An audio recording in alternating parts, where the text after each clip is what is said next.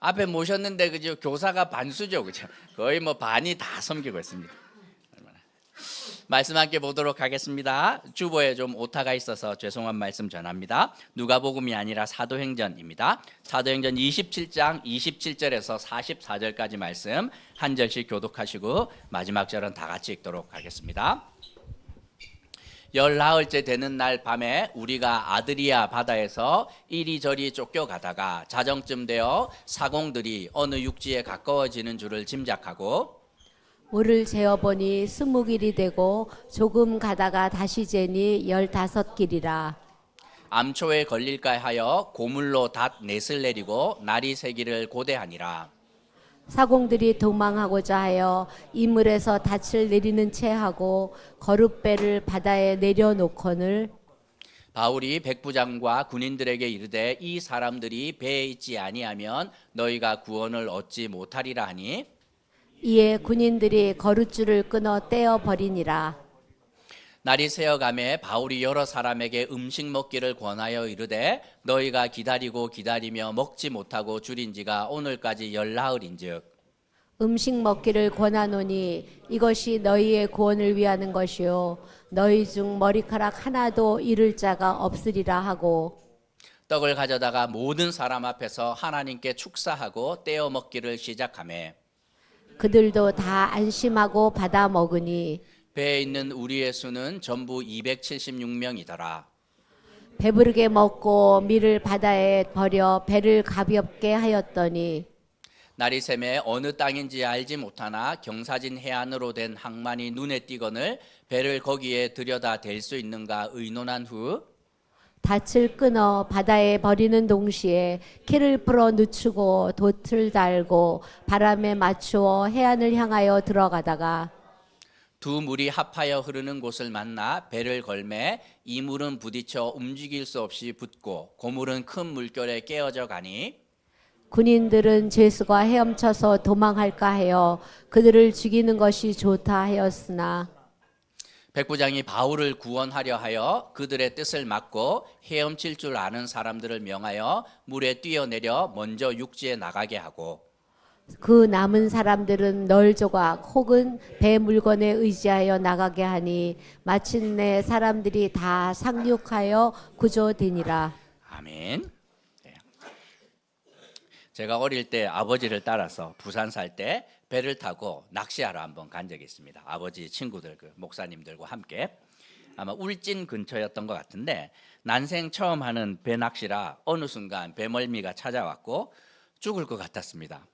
그 불쾌함과 불편함이 세포 하나하나에까지 미치는데 얼마나 힘들었는지 몰라요. 잔잔한 바다에서 경험하는 배멀미도 이리 힘든데 폭풍 속에서 14일을 버틴다는 것은 상상을 능가하는 고통입니다.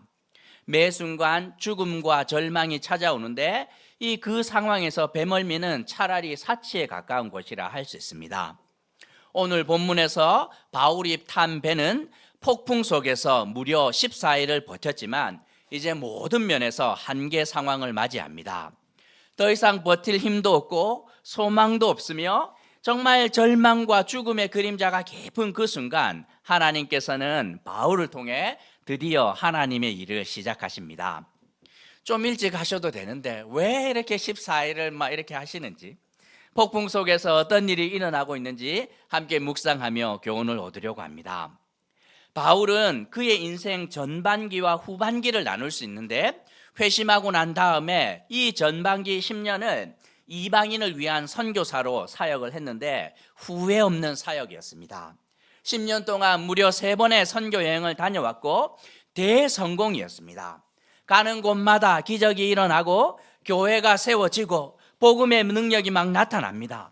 사람들이 변화되고 지도자들이 막 자라가고 로마 제3의 도시 에베소는 도시 전체가 막 뒤집어지는 이 은혜를 경험하지요. 거침없는 10년이었습니다. 옆에서 보면 어느 누구도 바울을 막을 수 없는 것 같았고 바울에게는 은혜의 자동문이 항상 따라다닌 듯 하였습니다.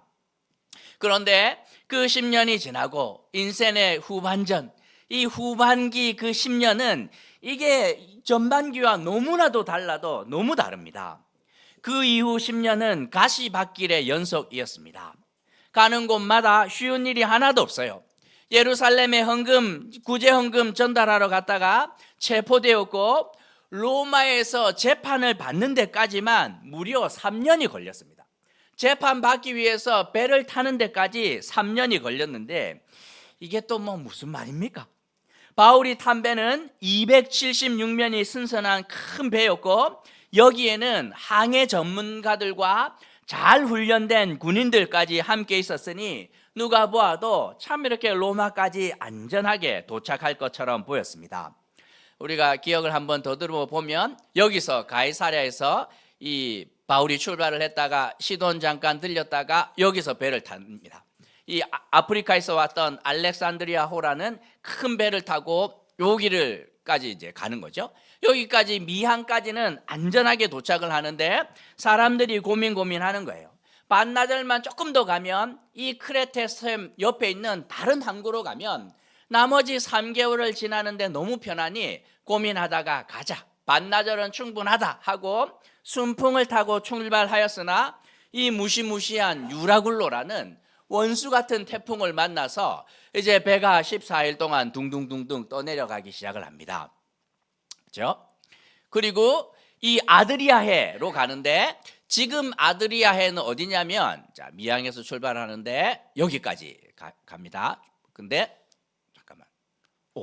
이 아드리아해가 어디냐면 그 구두처럼 생겨 있는 로마와 그다음에 발칸반도 사이에 있는 그 바다가 아드리아해라고 이야기를 하지만 오늘 본문에서 말하는 아드리아해는 이 크레테 섬과 이 멜리데 섬 사이에 있는 바다라고 생각하면 됩니다. 여기에서 이제 막 난리가 나는 거죠. 둥둥 떠내려가고 있습니다. 미항에서 시작된 항해는 모두의 예상을 능가하는 자리로 이들을 인도합니다.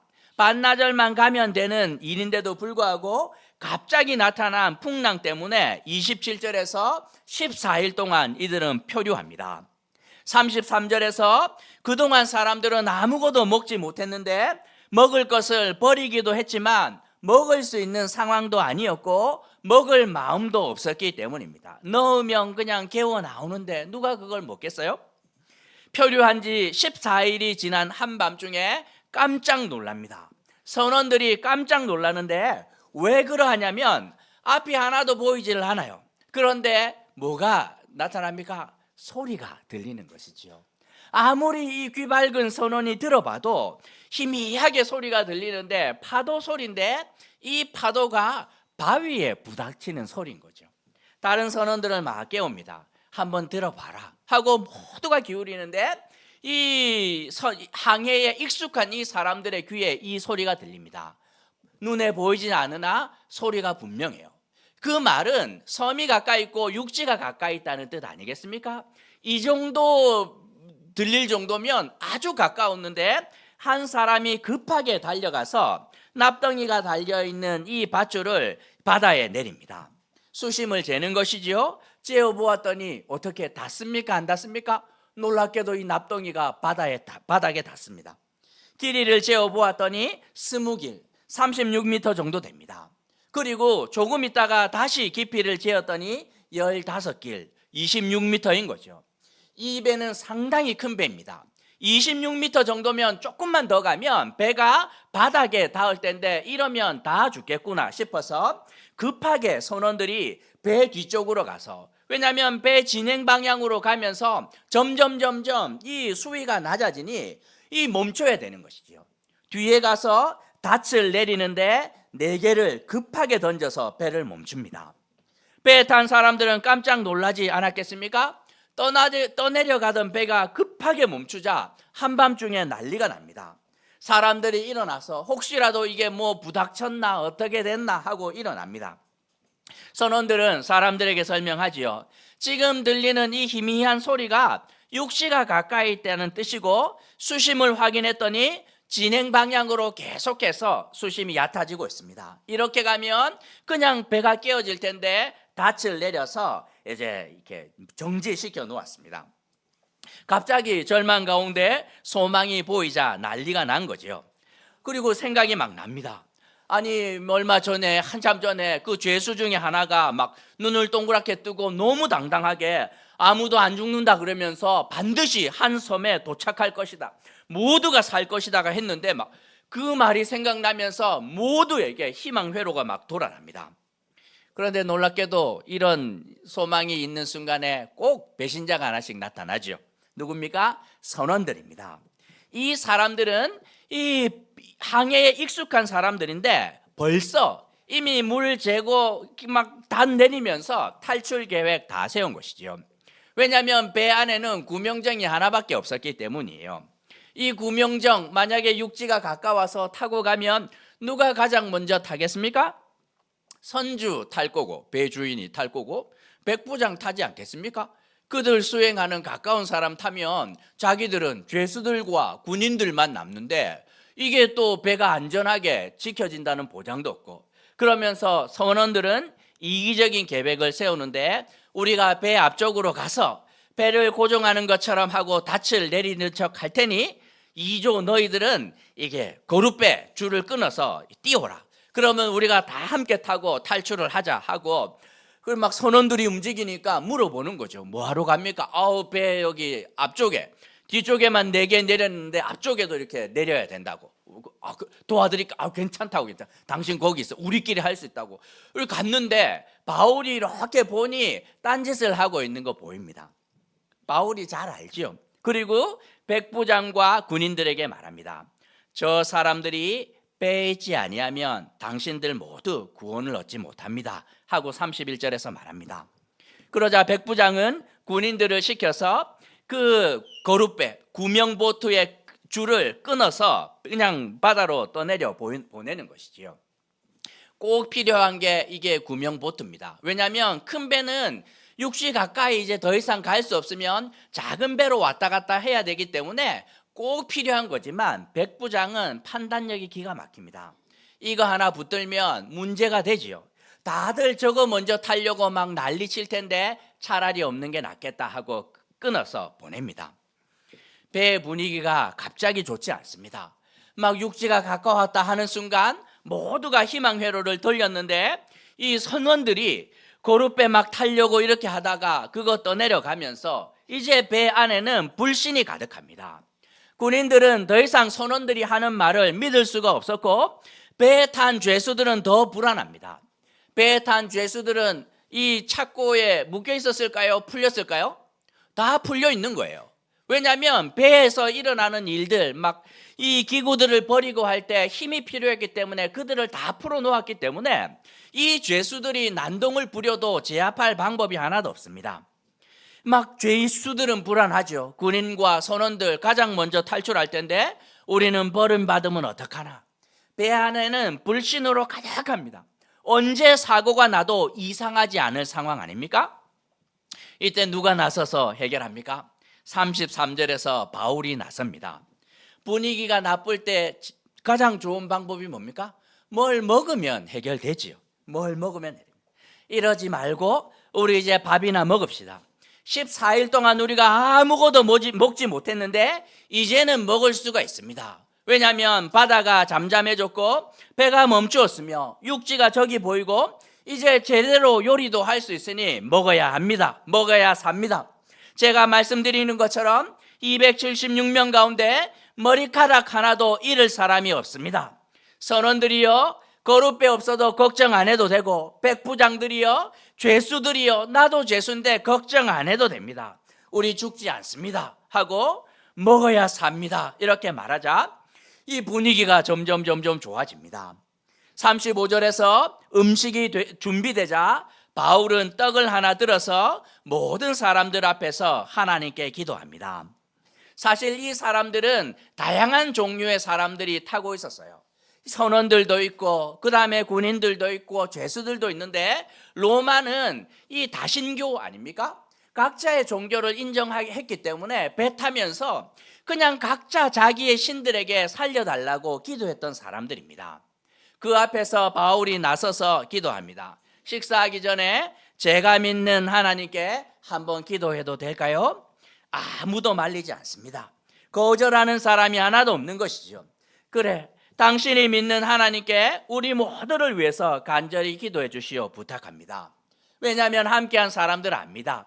배가 어려움에 처했을 때 바울의 말 한마디 때문에 14일을 버텼는데 바울의 믿는 하나님 우리도 한번 믿어보자 하고 기회를 줍니다. 바울이 어떻게 기도했는지 그 내용을 알 수 없지만 그 기도는 이 축사 곧 하나님께 드리는 감사의 기도였다고 성경은 말씀하고 있습니다. 여러분이 그 식탁 앞에서 기도해야 된다면 빵을 들고 어떻게 기도하겠습니까? 하나님 감사합니다. 우리 모두를 지켜주시고 폭풍 속에서 276명 단 한 명도 잃지 않았습니다. 섬을 만나게 하심도 감사하고 이제 이 음식을 먹고 힘을 내어서 우리 모두가 안전하게 땅을 밟을 수 있도록 축복하옵소서. 뭐 이런 기도 하지 않았겠습니까? 바울은 얼마나 당당한지 자신만만입니다. 만약에 이렇게 기도했는데 176명 가운데 한 명 또 내려가면 모든 책임은 바울이 지는 거예요. 그냥 기도할 때 몰래 그냥 막 하는 둥 마는 둥 그냥 식사기도 해도 될 텐데 그렇게 하지 않아요. 바울은 이 기회를 하나님께서 자신에게 왜 주었는지 압니다. 그들을 안심케 하고 그들을 살리는 분이 누구인지 이 알 수 있는 기회로 하나님께서 주셨기 때문에 너무나도 당당합니다. 모든 사람들 앞에서 그들 눈앞에서 떡을 들어서 축사하고 그들에게 떼어주기 시작을 하는 것이지요. 기도는 대성공이었습니다. 바울과 함께 기도한 사람들은 36절에서 모두가 안심합니다.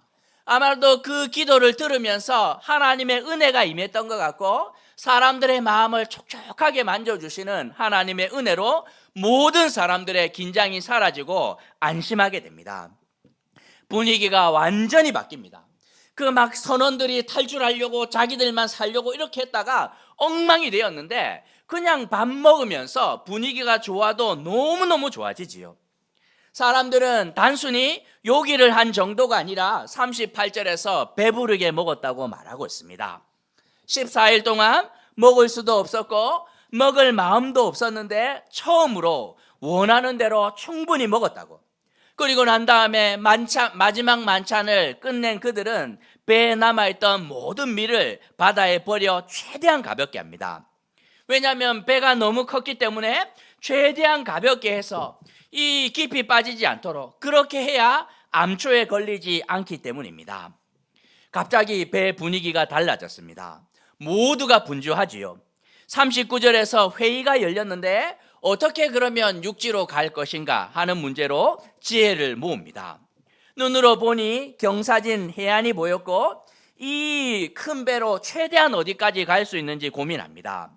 거룻배는 이미 끊어서 이렇게 보내버렸기 때문에 이 큰 배를 끌고 최대한 가까이 가야 되는데 여기서 지금 헤엄쳐서 저기까지 가기는 너무나도 멀고 위험하고 최대한 육지까지 가까이 되는 것으로 결정을 합니다.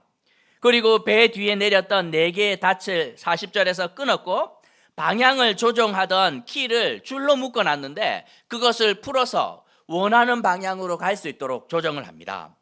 그런데 이거를 조정을 하려면 동력이 있어야 되는데 이미 지난번 태풍 불 때 뭐 했습니까? 돛을 다 버렸어요. 돛을 달아야 되는데 그 달아야 되는 활대를 다 버렸기 때문에 동력이 없으니 키만 잡는다고 되지 않아요. 그런데 사람들이 지혜롭죠. 비상시를 위해서 남겨둔 것이 있는데 배 앞쪽에 다는 아주 작은 돛을 남겨둔 것입니다. 무게가 얼마 나가지 않아요. 이 돛은 이 바람을 받아서 배를 가속시키는 역할을 하는 것이 아니라 방향을 잡아주는 역할을 하는데 원하는 방향으로 갈 수 있도록 앞에 작은 돛을 달고 키를 잡아서 원하는 방향으로 움직입니다. 그런데 문제는 이 섬은 선원들의 데이터베이스에 없던 섬입니다. 항해를 많이 하면 이 늘 다니던 길로 다니기 때문에 섬을 보거나 육지를 보면 이 큰 배를 어떤 방향으로 지나가야 되는지 바다 밑에 뭐가 있는지 대충 아는데 이 섬은 한 번도 가본 적이 없기 때문에 데이터베이스가 전무해요. 눈에 보이는 것이 전부입니다. 원하는 방향으로 가지만 물밑에서 무슨 일이 일어나는지 모르는 것이죠. 너무 조심스럽게 육지로 갔는데 41절에서 결국 사고가 일어납니다. 놀랍게도 그 섬에서 육지로 흘러 들어오는 물이 있었고 바닷물이 함께 만나는 지점이 있었는데 이게 안 보인 것이에요. 육지에서 바다로 흘러내려오는 물의 특징이 무엇이냐면 많은 이렇게 이 진흙이나 이런 이렇게 토사물들을 바다로 이렇게 옮기지 않습니까? 그거 바다 밑에는 진흙과 모래가 가득했는데 이것을 보지 못한 것이고 끊임없이 그것을 쌓아 놓으니 수심이 거기는 특별히 얕은 지역이 있는데 이 선원들이 알지 못합니다. 그냥 저 방향으로 가면 좋겠는데 하고 뱃머리를 돌렸는데 결국에는 배 앞머리가 진흙에 박혀서 더 이상 배는 움직이지 못합니다. 그 정도만 되면 감사할 텐데 문제는 또 다른 물의 흐름이 있었는데 육지에서 오는 흐름과 바다의 흐름은 완전히 방향이 달랐던 것이에요. 41절에서 바다에서 흐르는 물은 배 뒤편을 강하게 때리기 시작을 합니다. 움직이는 배라면 관계가 없어요. 그냥 강한 물결이 오면 떠내려가면 그만일 텐데 한쪽이 고정되어 있으면 어떻게 됩니까? 뒤쪽을 때리면 이게 견디지를 못합니다. 박살이 나기 시작하는 것이죠. 거기다 무려 14일 동안 배는 파도에 시달렸습니다. 그 배가 너무 힘들었기 때문에 옆구리가 터질 것 같아서 줄로 동여 놓은 거 아닙니까? 이게 이제 전문 용어로 피로 파괴라고 이야기를 하는데 이 구조물에 피로가 점점 누적되면 조금만 이제 하중이 강해져도 이거는 이제 파괴가 일어나는데 그 상황이 된 거죠. 그러자 배의 앞 이물이 진흙에 받쳐 있고 뒤에서 이렇게 파도가 때려대니 뒤쪽이 박살나서 조각조각 납니다. 그런데 이번에는 누가 당황하냐면 42절에서 군인들입니다. 아니 자기들이 관리하는 죄수들이 배가 온전하면 탈출할 방법이 없지 않습니까? 그러면 되는데 뒤쪽이 그냥 뻥 뚫렸으니 죄수들이 원하기만 하면 물속으로 뛰어들 수 있는 상황이었고 얘가 탈출하면 어떤 일이 생기냐면 그 죄수가 감당해야 되는 죄의 대가를 이 군인들이 다 짊어져야 되는 거죠. 군인들 사이에 비상이 일어납니다. 백부장을 찾아가서 이 군인들은 말하는데 차라리 여기서 죄수들을 다 죽이는 편이 낫습니다. 폭풍 때문에 죽었다 하면 우리가 빠져나갈 길이 있지만 이 사람들이 탈출하기 시작을 하면 우리는 감당이 안 됩니다. 군인들에게 문제가 생긴 것이지요. 하지만 이미 백부장의 마음은 정해졌습니다. 43절에서 죄수 가운데 있는 이 바울 한 사람을 살리지 못한다면 276명 가운데 아무도 살아나지 못한다. 백부장은 지난 14일 동안 바울을 유심히 지켜보았을 뿐만 아니라 함께 배를 타고 가이사랴에서 오면서 이제 그 총독으로부터 바울이 어떤 사람인지 어떤 죄목인지 이렇게 들었습니다. 그리고 배를 타고 오면서 얘는 무죄가 확실한데 하고 왜 로마로 가려고 하냐 물어보았더니 로마서 가서 자기가 할 일이 있습니다 하고 간증을 들려주는데 뭐 그냥 흘려드렸는데 14일이라는 시간 동안 폭풍 가운데 지내보면서 바울이 했던 그 수많은 말들이 떠오릅니다. 아, 얘가 믿는 하나님이 분명하구나. 그리고 선교 현장에서 일어났던 수많은 기적이 분명하구나. 그리고 얼마 전에 천사를 통해서 바울에게 전달되었던 하나님의 말씀이 어떠한 것인지 분명하구나. 얘를 잃어버린다면 우리 모두는 죽을 수밖에 없을 텐데 백부장은 분명하게 결정합니다. 바울이 한 모든 말 이루어진다. 바울이 믿는 하나님만이 이 순간 우리 모두를 살릴 수 있는 유일한 방법이구나. 그리고 군인들에게 명합니다. 43절에서 우리 모두 육지로 간다. 죄인들 죽이는 거 없이 모두가 육지로. 수영이 가능한 사람 먼저 출발하시고 수영을 못하는 사람들은 옆에 있는 배의 물건들 하나 끌어안고 이 유능한 사람 옆에 붙어서 모두 출발. 그리고 물속으로. 백부장이 일사불란하게 위기의 순간에 판단력을 잃지 않고 지도력을 발휘했고 그 결과는 심히 놀랐습니다. 276명 모두가 육지를 밟았고 바울의 말처럼 그들이 가졌던 배와 모든 물건은 사라졌지만 어느 누구도 다치지 않고 안전하게 구원을 얻었다고 성경은 기록하고 있습니다. 그러면 여기에서 우리는 바울에게 그리고 바울과 함께한 사람들에게 왜 이런 일이 일어났는지를 생각해 봐야 됩니다. 당시 사람들은 이렇게 바다를 어떤 대상으로 여겼냐면 사람들에게 문제가 생길 때 심판하는 역할을 바다가 한다 하고 믿었습니다. 그렇죠? 요나가 대표적인 케이스 아닙니까? 아니 그냥 순풍이 있어야 되는 바다가 갑자기 이렇게 풍랑이 치면 여기 가운데 죄인이 하나 있구나 하면 이제 그를 물에 던져야 되는 거죠. 그렇죠? 그러면 이제 14일 동안 이렇게 가면 어떻게 됩니까? 우리 중에 누구 죄인이 있을 텐데 그 제일 일상 험한 그 죄목 전과 제일 많은 너부터 한번 던져보자 하고 하나씩 던지면 죄인들은 다 물에 빠져야 되는데 왜 이런 일이 바울에게 일어났는지 우리는 생각해 봐야 되는 것이에요. 하나님이 마음만 먹으면 놀라운 일 일으킬 수 있지요. 보면 바울의 그 전반기 10년에서 우리는 보았습니다. 하나님이 마음만 먹으면 감옥 문도 열고 재판부가 무죄를 선포하게 하고 바울을 무고죄로 고소한 사람들을 오히려 처벌하는 일들이 지난 10년 동안 너무 흔하게 일어났는데 바울의 후반기 10년은 아무 일도 일어나지 않습니다. 10년 가운데 재판 받으러 가면서 3년 감옥에 있었고 로마에 가서도 2년 구금되었습니다. 잠시 풀려났다가 다시 2차 구금이 되는데 2년 감옥에 있다가 순교. 10년 가운데 무려 7년을 감옥에서 보내야 됐습니다. 도대체 바울이 뭘 잘못했길래 그의 인생의 후반전에 이렇게 고난과 아픔이 많은가 생각해 보아야 하는 것이지요. 바울이 뭘 잘못해서가 아닙니다. 어릴 때는 젖을 먹는 것이 당연하지만 장성에서는 단단한 음식을 먹는 것 아니겠습니까? 예수님이 베드로에게 뭐라고 말씀하시냐면 네가 젊어서는 스스로 띠띠고 원하는 곳으로 다녔거니와 늙어서는 내 팔을 벌리리니 남이 내게 띠띠우고 원하지 않는 곳으로 데려가리라 이렇게 말씀합니다. 바울도 마찬가지였습니다. 그의 인생 전반기 10년은 원하는 곳에서 원하는 만큼 사역을 했는데 이제 그의 인생 후반기는 하나님이 원하시는 곳으로 보내시는 때가 온 것이지요. 왜 그러하냐면 그 자리는 오직 성도만이 감당할 수 있는 인생의 무게가 있고 우리는 그것을 세상에 보여주어야 하기 때문입니다. 아내가 열심히 일을 하니 제가 또 집안일을 해야 되지 않겠습니까? 근데 일을 하다 보면 갑자기 화가 치밀 때가 있습니다.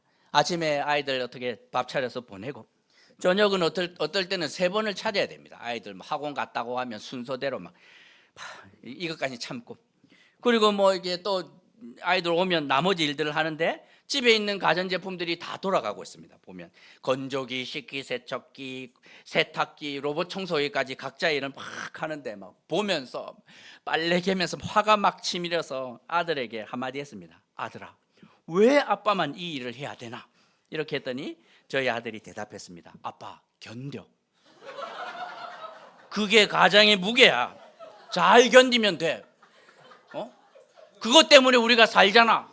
그리고 할머니, 할아버지가 다 그렇게 해줘서 아빠가 됐는데 그거 버티는 게 가장의 무게야. 제가 대답했습니다. 예, 형님, 한 수 잘 배웠습니다. 힘을 내겠습니다. 인생 40년 제 마음대로 살았어요. 저는 후회가 없습니다. 정말 제가 원하는 곳에서 원하는 대로 마음대로 살다가 예수 믿고 나서도 원하는 것에서 원하는 만큼 사역을 했는데 이제 조목사 그만, 충분하지 않냐, 나머지 40년 주님 원하는 곳에서 해야지. 감당하는 거예요. 리그가 바뀐 것입니다. 주님이 원하시는 자리로 간 것이죠. 주님, 왜 저는 죄인이 되어 폭풍을 만나 죽을 고생을 합니까? 바울이 이렇게 말하면 주님께서 말씀하시겠죠. 그게 성도가 견뎌야 되는 무게야. 믿음으로 견디면 돼. 이제 너는 할 수 있기 때문에 주는 것이야. 예전에 왜 이런 인생의 무게를 저한테 하나님께서 주시지 않았겠습니까? 그때 주면 제가 감당하지 못하는 거예요. 어르신들이 안고 있는 그 인생의 무게를 30대 목사가 그걸 어떻게 감당합니까? 이혼을 한 해 만에 막 사별하고 이렇게 생길 때 그걸 제가 어떻게 감당해요? 50 정도 돼 보니 이것을 믿음으로 어떻게 다루어야 될지 이제 손에 좀 잡히는데 바울이 10년 열심히 하면서 은혜가 막 넘칩니다. 기도하면 기적이 막 나타나는데 그러면 사역 못할 사람이 어디 있어요? 대학교 2학년 때 예수 믿고 막 사역을 하는데 얼마나 재밌었는지 몰라요. 노방 전도하면 회심하는 사람들 여러 명 만났습니다. 불신자들 모아놓고 뭐 성경 공부하면 막 회심하고 수련회 하다가 누가 아팠는데 기도했더니만 병이 낫습니다. 지금은 기도해도 아무도 안 나요. 아무도 안 나요. 도대체 왜 이런 자리로? 모세도 마찬가지지요. 얼마나 쉽습니까? 10가지 재앙 막 지팡이 던지고 물 피로 바꾸고 얼마나 재밌어요. 홍해 가르고. 하지만 40년을 어떻게 합니까? 죽을 맛이에요. 죽을 맛. 도무지 변하지 않는 그들의 그 죄성을 대하는데 막 때려치우고 싶은 거죠. 금송아지 막 만들고 왜 너만 제사장 하냐, 우리는 왜 안 되냐 하고 막 갈아엎고 막 노뱀 달았는데 아무도 안 보고 막 죽어나가고 땅이 갈라지고 끝까지 죄를 짓는데 주님께서 인도하시는 자리가 있는 것이죠. 여러분 인생에 뭐 잘못이 있어서가 아니라 때가 되어서 이제 충분해하지 않냐, 이제 젖 먹는 거 충분하면 이제 이유식도 먹고 단단한 음식 먹어야 되는데 그거 너 말고 감당할 사람이 아무도 없으니 그 자리로 우리를 불러주시는 것입니다.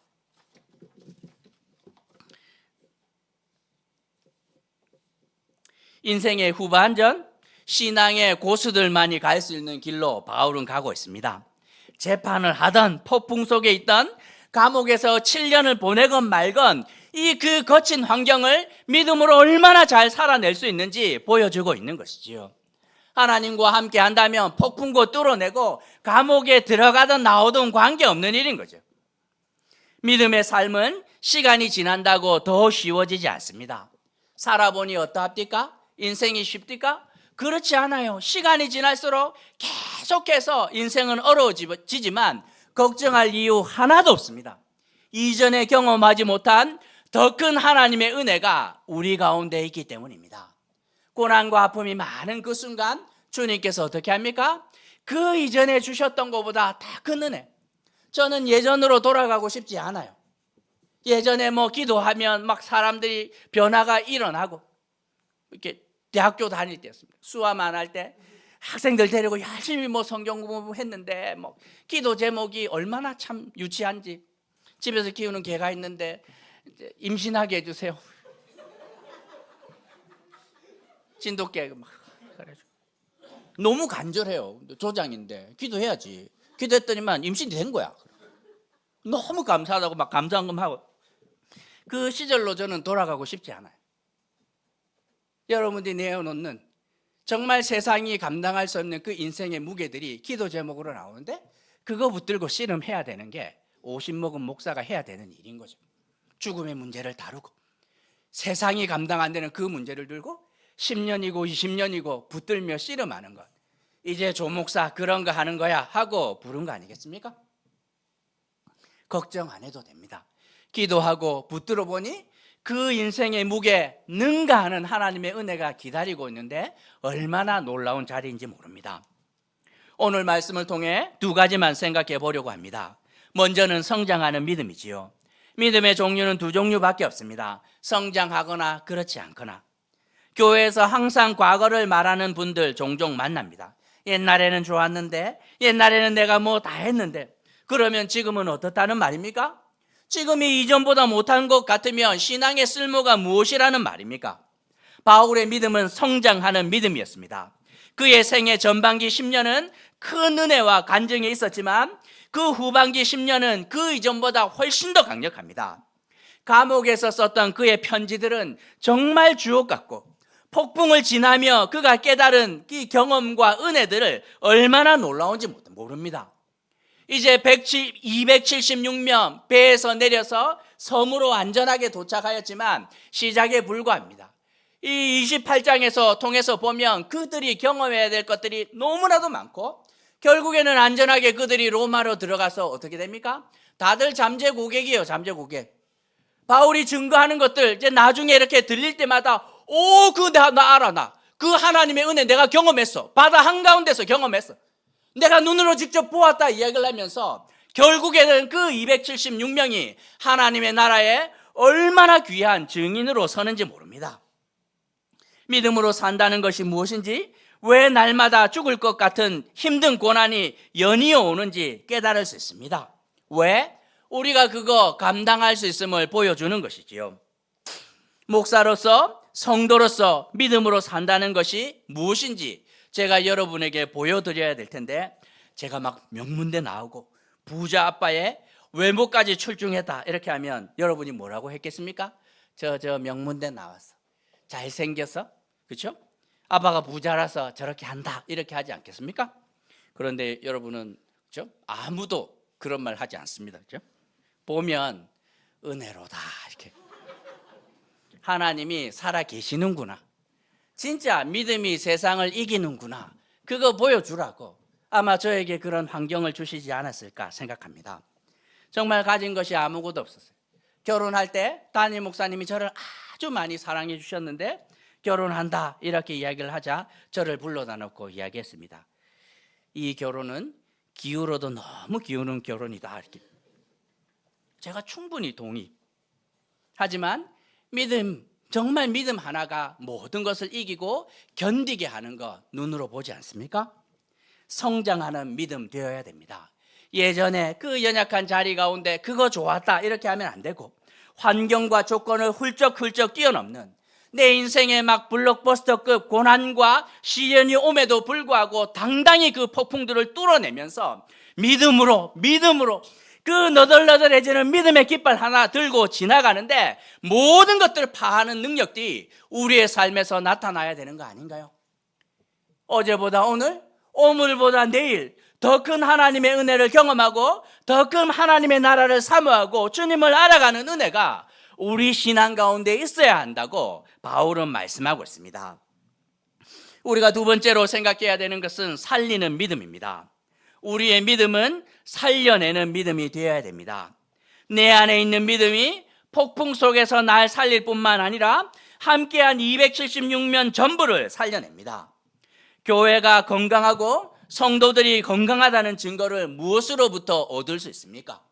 교회 재정이 늘어나면 건강한 교회인가요? 꼭 늘어나야 돼요. 할 일들이 많습니다. 그렇죠? 그런데 더 중요한 것은 사람을 살려내는 교회인가 하는 것이에요. 그 교회에 이렇게 다녔더니 그냥 문지막만 이렇게 막 박는 것처럼 보였더니, 그럼에도 불구하고 10년, 20년 지났더니 내가 변화되고 내 안에 그 하나님의 생명의 씨앗이 들어오고 회심이 일어나고 정말 하나님을 알게 되는 그런 일들이 일어나는 것, 살려내는 믿음이 건강한 것임을 우리는 알 수 있습니다. 그런데 아쉽게도 어떤 교회는 30년, 40년이 지나도 성도 하나가 회심 안 되는 교회들 봅니다. 많은 것을 하는 것처럼 보이는데 사람이 변화되지 않는다면 그 믿음은 쓸모 있는 것인지 반문해야 하는 것이지요. 그냥 만나면 좋고 재미는 있지만 영혼이 변화되고 성장하고 살아나는 은혜를 보기가 힘든 교회들이 점점 늘어나는데, 우리 교회는 그러면 안 됩니다. 바울의 믿음은 어떠합니까? 276년 전부를 살려냅니다. 그리고 28장에서 보면 이들에게 보여줘야 하는 것이 아직도 많습니다. 우리 안에 있는 이 작은 믿음이 날 살려낼 뿐만 아니라 이웃을 살려내는 능력이 되도록 정말 세상을 향하여 당당하게 외치는 은혜가 우리 가운데 있어야 합니다. 바울이 어떻게 합니까? 숨기지 않습니다. 혼자 막 이렇게 숨어가지고 이렇게 기도하던 듯 말 이렇게 하지 않고 일부러 276명 앞에서 대표기도 합니다. 하늘을 우러러 보면서 쇼하는 거죠. 너희들 이 은혜 함께 누려야 된다, 이것을 눈으로 보아야 된다고 막 당당하게 서는 것입니다. 세상에 선포하는 것이죠. 여러분 안심하십시오. 망하지 않습니다. 누가 대통령이 되든 누가 정권을 잡든 주님이 붙들면 이 나라 망하지 않습니다. 우리가 말할 수 있어요. 왜? 꼴방에서 기도하는 성도들이 있기 때문입니다. 세상의 지혜를 능가하는 하나님의 은혜가 우리 가운데 있으면 망하지 않습니다. 의인 10명만 있으면 소돔과 고모라 망하지 않는데 걱정하지 마십시오 하는 그 믿음의 당당함이 우리 가운데 있어야 되는 것이에요.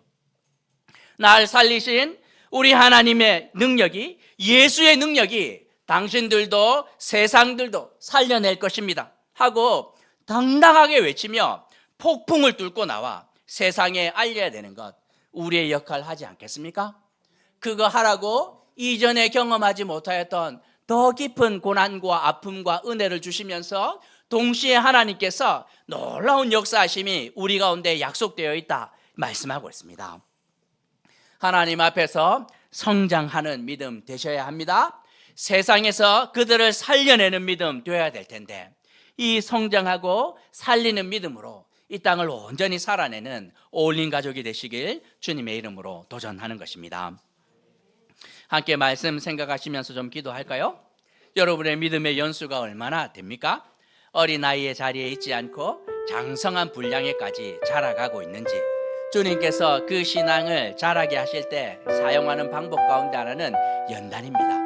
고난과 시련을 통하여서 연단하시고 불순물들을 뽑아내는데, 하나님 고난과 아픔들이 더하겠지만 그 이전에 경험하지 못하였던 더 큰 은혜로 우리를 인도하여 주옵소서.